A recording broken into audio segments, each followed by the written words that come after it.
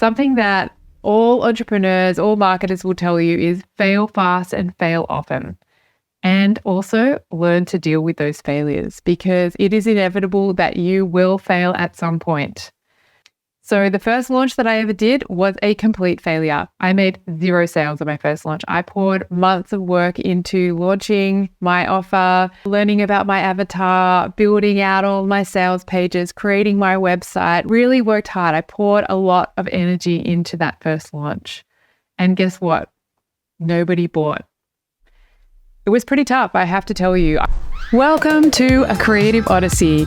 I'm Ryde. I'm a designer, an entrepreneur, and online educator obsessed with all things design, quilting, and creative business.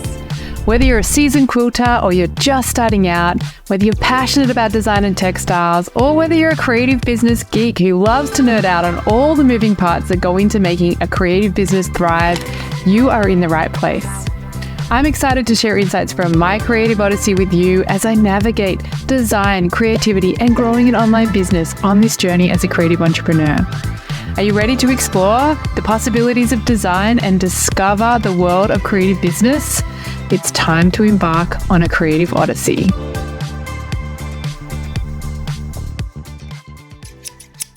Well, welcome to this episode of A Creative Odyssey. Part of my creative odyssey, it really includes this phase of entrepreneurship. So in today's episode, I want to explore 5 truths that I've learned on this journey. I often use this metaphor of a journey, the steps to take, the path we're on for what I do, because I really do see this as a journey. It's a path, it's a continuum, it's something that is ongoing, it's something that we're doing, we're acting, we're being on right now. This is the path that I am alongside you with. Sometimes I'm ahead of you, sometimes I'm behind you, just as there are always going to be people ahead of us on this path and people behind us. Always and always and always, this idea of a continuum. So I just want to take a moment here to envisage that. Just get that vision in your mind and hold on to that vision as we walk through these truths together. Because wherever you are in your journey, I know that it's the right place for you to be. And that's one of the biggest takeaways I have for you as well. This is something that I have been working on for a long time. I do struggle with being in the present moment. I am somebody who is thinking and planning and creating and imagining what could be. So sometimes I find it pretty hard to imagine, being in the moment. Sometimes for me, being right now, being present, this is something that takes a little while for me to get my head around. I so often live in the future, but right now, what I would like to do is just reflect a little bit on the past, this past year and the years that have gone before that have really got into shaping me as a person on this creative odyssey, this path of creative entrepreneurship. And I want to share these 5 truths with you that I've learned as a creative entrepreneur so that you can see some of the bigger picture things that come out of being an entrepreneur. It's not just about learning what cash flow is in your business or profit and loss statements. Being an entrepreneur is about so much more than that. And that is something that I'm going to share with you towards the end of this episode. So stick around. For now, let's dive into the 5 truths that I've learned as a creative entrepreneur. So truth number 1 is that reflection is powerful. It allows you to not only learn from your successes, but also your failures as well. Something that all entrepreneurs, all marketers will tell you is fail fast and fail often. And also learn to deal with those failures because it is inevitable that you will fail at some point. We need to learn to be resilient and move forward from those failures that we've had. So the first launch that I ever did was a complete failure. I made 0 sales on my first launch. I poured months of work into launching my offer, learning about my avatar, building out all my sales pages, creating my website, writing all of the open cart emails, really worked hard. I poured a lot of energy into that first launch. And guess what? Nobody bought. It was pretty tough, I have to tell you. I'm not going to sugarcoat that having 0 sales on your first launch was an incredibly hard life lesson, but it was okay. What I did was I reached deep inside me, and there's this fantastic word in Italian, which is grinta. And for me, this word grinta, it really embodies kind of like grit and reaching deep inside for your internal resources And that's what I did. I reached inside for my grinta and I pushed on, because it would have been very easy at that point to just say, hey, I can quit, and all my problems would have gone away because I wouldn't have gone back to look at it. Instead, what I did was I went back to what I had. I reviewed the work that I'd done. I'd put in a lot of time. I put in a lot of effort. It wasn't all just ready to be thrown out the door. I went back and looked at what had worked. And I also looked at what I could do differently for the next launch. I went back and I iterated. So iteration is another core theme that you hear me talk about a lot in terms of the design process, but iteration also happens within my business processes as well. It's all about learning. So really, it's about learning from your failures, learning that failure is a part of being an entrepreneur, and learning how to overcome those moments of failure by creating a mindset around learning, looking at what worked, looking at what you can do differently, taking those lessons forward into the next step and moving on from that failure. So that's truth number one. Truth number two is consistency over intensity. Consistency is often really that difference between success and failure in entrepreneurship. It is not about who works the hardest in a single day, but it's about who can consistently show up, day after day after day. This consistency, it builds credibility and trust with your audience. It builds momentum within your business as well, all of which are just crucial for an online business. That consistency of action as well, taking action repeatedly, it really builds that clarity you need. You can think and you can plan all day, but it's only when you take that action that you get feedback. This is what I was talking about earlier as well, fail fast, fail often, get something out into the world, get feedback on it. Was it a success? Was it a failure? What can I tweak? Shorten that lifespan between, the lifespan of that loop between an idea and testing it. Get feedback as soon as you can and develop that resistance, and do this consistently. So continue to put offers out into the world, continue to grow your business, continue to work on your avatar, continue to show up, whether that's on social media, whether that's emailing your email list weekly, whether that's, sitting down in your studio on a regular basis and sketching something. Be consistent. Consistency over intensity beats everything hands down every single day of the week. All right, so truth number 3 is that simplicity is the ultimate in sophistication. So I guess this is something that is obvious sometimes in the design sense. We think about simplicity and refined design, but I also want to talk about it in the context of entrepreneurship. So in those initial years, entrepreneurs, we really learn the value of simplicity. It is so easy to get caught up in complexity. I'm going to do this, and this. I'm going to have 10 different offers because I want to make sure that one of them hits. Ultimately, it's the most successful businesses that are the simplest. They have a very clear value proposition. They have a very straightforward business model. They have an uncomplicated customer journey. Oftentimes, when we start out, we want to offer everything we possibly can, and we work a little bit on this one, and we work 5% on this one, and we work 3% on this one, and 8% on this one. And in the end, our focus and our energy is it's diluted across too many things. It's much better to pick one thing and go deep on that instead of go shallow on many, many things. Go wide and go shallow, right? Or go deep on one single thing. Create a single product, refine that product, get it out into the world, test that, and continue refining and testing and refining and testing until you get it down. You've honed it down and you've built that sophistication in your product. So keeping it simple.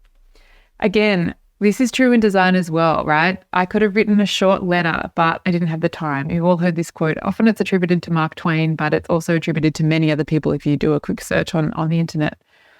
Something like a refined design, a really simple design that takes that time and thought. Something that appears so simple on the surface. This might have been years in the thought process of refining and honing. And the same goes for elements inside your business as well. Simplicity in business is about understanding what truly matters, your customer. Ultimately, there are kind of these 3 elements to any business. It's your customer, your audience, your offer, and your marketing. So what you're doing is you're finding a way to talk to your person. So talking, marketing to your person, your avatar or your audience about their problem or about the solution that you can offer to them, which is your offer. So it's audience, marketing, and offer. Really, it is that simple. That's the kind of simplicity of any business. Understanding your audience is critical. That's the first step in building a product, is really understanding them so that you're creating a solution that actually solves a problem for somebody. Then you need to work out the details of that solution, and that's what you present as an offer. And you need to find the right vehicle to get your message to your person, which is, this is your marketing. So when you really distill it down, business is as simple as this. It can get so easy to be lost in the weeds on shiny objects A, B, and C, and really even lose sight of what it is you're trying to do. When I first started out, something that I really rallied against was, this idea of service. I'm serving my customer. Maybe because for me, this is it's a heavily loaded word in the American context. I'm an Australian, I live in Europe. I think some of that cultural meaning behind service in the American context, it kind of gets a little bit lost for me. And maybe it's just semantics, but I really find myself setting my teeth a little bit on edge about, servitude and relinquishing some of my values in place of the values of the person that I'm trying to serve. But when I really reframe this as helping somebody or giving somebody a solution to their problem, then it became much easier for me to see what my role was, as this kind of guide, as somebody to offer you a solution to help you with your problem, as opposed to laying down at your feet and, waving you with a palm frond or something like that. So really this idea of getting clear on who it is that you're serving, if you like, or who it is that you're helping, that is really the way to frame this whole business structure, which is, offer, audience, and marketing. Who are you trying to help? That's your audience. How are you trying to help them? That's with your offer. How are you communicating how you can help them? That's really your marketing. So coming back to this, the third truth, that simplicity is the ultimate sophistication. Simplicity really, really helps you create a business that is streamlined, that directly talks to your audience about the singular offer that you can make them in the beginning, and gets clear on that message that you can connect the person who has a problem with the solution, which is your offer. All right, so that was truth number 3. Let's move on now to truth number 4, which is that systems are key. As an entrepreneur, you work out pretty early on in the game that you can't do everything by yourself. There's a lot of things to do. There are a lot of moving parts. And you also learn that you shouldn't be doing everything yourself, There's a reason why these services like Upwork and Fiverr exist. And this is so that you can reap the benefits of other people's expertise. You can outsource some of those tasks that, A, you probably aren't really good enough at doing, and somebody else who's way better than you can do them. And B, that you shouldn't really be doing in your business either. So let's unpack that a little bit here. Learning to let go of every single task and really thinking that you're losing control of your business in the meantime, it's kind of a big step. My experience with this was, oh my gosh, they're just not going to be how I would do it. It's not going to be right. It's not going to look exactly like I would do it. I would have aligned the text a little bit more internally to that margin than it is aligned. And at some point I had to let go of that. I had to let go of a little bit of that control, I guess, in the control freak kind of a sense, because you know what? 80% perfect and done beats 99% perfect and not done every day of the week. And creating systems in my business was an area where I had a huge epiphany around this. So let's connect this up here. What is it about letting go of every task and systems? Well, this is the moment where in my business, I started to create systems when I thought, and I moved into that mindset of, I don't have the time to tell somebody else how to do this. I only just have barely time to do this myself. I moved from that mindset to switching to the idea that, okay, the work that I'm doing upfront now in writing down these steps for a repeated task or creating a short screen capture video explaining what I was doing, it's not only useful for me in remembering what I need to do next time, it also allowed me that chance to share this work with somebody else. So that mindset shift from I have to do everything myself. I don't even have time to tell somebody else how to do this. And even if I did, they wouldn't be able to do it as good as me anyway. Letting go of that mindset and moving into the mindset of, okay, the upfront work that I'm doing in creating a system is more valuable than me continuing to do these repeated tasks over and over and over again. And it allows me to outsource some of those tasks and share that workload with somebody else. So that mindset shift was really the beginning of my being able to outsource some of the tasks in my business, start to grow a team, and I still primarily work with freelancers. So I don't have any kind of fixed payroll at this stage. But that step in creating systems, in building SOPs or standard operating procedures, that was massive in freeing up my time to work on what one of my mentors, Perry Marshall, calls, $1,000 an hour work. You really want to get to the stage where you're delegating or you're eliminating all of these $10 an hour tasks that we can get so busy doing. Oftentimes we get busy doing them because they're easy and they're not necessarily important. And we need to shift our focus on doing those important tasks in our business. They might be harder, but they're the $1,000 an hour tasks. And that is really how you grow. So learning that writing down those steps was not only not worthy of, I don't have time for that. In fact, writing down the steps, creating those systems, that was one of those $1,000 an hour tasks that I should have prioritized from the beginning.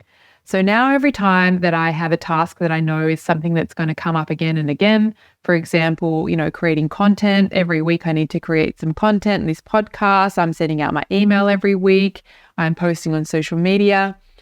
Do I want to go through that rigmarole every single week of creating, the same things over and over and doing the same things over and over again? Or can I step back, spend that time up front to set up a system that is going to allow me to outsource some of those tasks? Systems are really what allow you to grow a team. They allow you to free up your time for those strategic tasks while the rest of the stuff ticks away in the background, almost like a well-oiled machine, right? Entrepreneurship really is about creating these systems to enable you to continue to follow your passion, know your why, live your purpose. These systems are what allow you to continue to live on that higher level, live at that visionary level, operate on those strategic decision levels. Entrepreneurship often stems from this kind of deep passion and purpose that we have, Successful entrepreneurs are driven by this desire to make a positive impact, to solve a meaningful problem, to pursue their vision. And this passion that we have, it fuels our motivation and our perseverance and that ability to overcome obstacles. And it's actually something that I do in an exercise with all my students who come through Quilt Design Code on their way through. It's our first call. And we really get to the heart of why it is that they want to pursue their passion of creating quilt patterns. Entrepreneurship is a long game. You need to have that clear vision in mind of why you're doing what you're doing, because that's what gives you the juice to stick with the tough times and the good as they roll. That is definitely something that I think really, once you tap into your why and you know that you have this strong purpose, it's easy to lose sight of that in all of the weeds of the day-to-day. Building those systems enables you to spend more time on that purpose and less time on the off-purpose tasks, which are kind of like the supporting tasks that allow you to push that purpose and that vision forward. So think about systems as really serving your business. They are the tools that enable you to do the meaningful things that you want to do with your business. All right, so there's some of the truth that I've shared so far. I think probably the biggest truth that I've learned so far about entrepreneurship is that it's really not about the cash flow of the spreadsheets or the email lists or the landing pages. Business, I always had this concept, was this kind of cold external realm of bottom lines and, the red and the black and the white. Really what I've discovered is that entrepreneurship is ultimately this journey of personal discovery, personal development. I have learned more about myself and how I want to be in the world in the past couple of years as an entrepreneur than I've learned in any previous employment phase of my life. From getting clear on what you really want to do, how you really want to spend your time, your most precious resource. How do you want to show up to your customers? How do you want to support them? What are your values? These are those kind of fundamental life choices and decisions that sometimes we even make unconsciously. But as an entrepreneur, you are in this position where you have to face these choices. You have to face these decisions. You have to actively, consciously, intentionally build this world around you as you would like to see it. I still remember back to the welcome speech when I started engineering. It was done by the Dean of Engineering at the university that I went to in Australia, and it was for incoming engineering students. I studied mechanical engineering, and so I was, on board with, yes, we're all engineers, we're all here together. And something that he said, I still go back to this sometimes, and I kind of measure what my life experience has been since that moment. And he said, it's really only two professions that truly create wealth in the world, right? Farmers and engineers. And I am at the stage now where I would really argue that there's at least another category, and that is entrepreneurs. We're creating these new horizons. We're solving problems. We're acting as the catalyst for change in the world. We are in a whole different range of industries. We are innovating. We are iterating. We're dreaming big. We're putting our dreams out into the world for others so that they can soar as well. Probably another one of my mentors, Jeff Walker, he says it best when he says, entrepreneurs shape not only our businesses, but the world itself. And by creating those solutions that we do to somebody else's problems, we are giving that other person an opportunity to change, to become that best version of themselves, so that they too can go about shaping the world around them as well. It's kind of like a ripple effect if you think about it. So, this might sound really lofty. It might sound like a really big idealistic world. But when you get messages from people like, I felt my self-confidence returning during your workshop series, or you've taught me what is a reawakening of what I can still achieve, or thank you for your guidance and kindness. All of these types of comments make you realize that what you do really matters. What you do matters. So show up and share what only you have to share with the world. Along the way, not only have I learned so much from my students, I have also consciously invested in my learning as well. I had to take a huge mindset shift around this as well. From that idea of minimizing my needs, I had a growing family. I was like, I couldn't, it's not my time to be spending on myself or investing in things that I need. And I made a huge shift. And part of this was taking on board some incredible advice that my husband offered to me. And I'm going to share that with you just in a moment. Investing in my learning has propelled me on unexpected paths and to unexpected heights. It has literally been the fuel to my accelerated journey as an entrepreneur. So truth number 5 that I'm going to share with you is that investing in learning is paramount. My first learning experience online was an investment in an 8-week program run by one of my all-time favorite mentors and people, Bonnie Christine. She crafted not only an amazing course, but also this amazing learning experience. It's really a goal of mine to be able to provide a similar caliber of experience to my students as well. She set the bar super high, and I am aspiring to reach those heights as well. My next really big decision about learning and investing in my learning came soon after that, when all of a sudden I was thinking about investing $12,000 in my learning. I mean, holy shit, right? I mean, I couldn't believe that I was even considering this. Who was I to be spending that kind of money on myself? I mean, it took me a while to even take the idea seriously. I didn't even think that I should even consider this program. As soon as I saw the price, I was like, oh yeah, this is for other people. This isn't for me. But the more that I thought about it, the more lists of pros and cons that I wrote down, the more I began to see the value of this program, the more I allowed myself to actually think, you know what, I am worthy to step into this room that this $12,000 is going to open up for me. And when I spoke to my husband about it, one of the things that he said to me was, this isn't spending money. You're not just spending money willy-nilly. You are investing this money in your business. You have a plan for how to make this money back again. That's an investment. And this was a switch, this allowed me to stop thinking like my business was some kind of indulgent hobby and start really treating myself as a professional. You know what? I made that $12,000 investment in my business and I have not looked back. Not only was that program the catalyst for my future course launches, it gave me that impetus to show up every single day and work on growing my business. I had serious skin in the game. Not only was I going to get my money's worth from the program that I invested in, I was sure going to show up on every live call, do the work every week for the whole year. And I did. And you know what? I have the results to show for it. I did my first 4-figure launch, then my first 5-figure launch. And, I haven't looked back since then. That investment in that program was not only an investment in a course and my business. That investment was an investment in myself. It was that moment that I really took myself seriously. I took this goal to build a successful business seriously. Investing in learning is so important for all these reasons, generating new ideas, coming into contact with new people who propel you forward, but also for giving yourself those opportunities to prove yourself, to prove to yourself that this shit is real, you are doing it and that you can do it. We are coming up to a new year. 2024 is just around the corner. And if you've been thinking about taking the next step and finally embarking on the journey that is entrepreneurship, there is no better time than now. There will always be arguments against why now is the wrong time.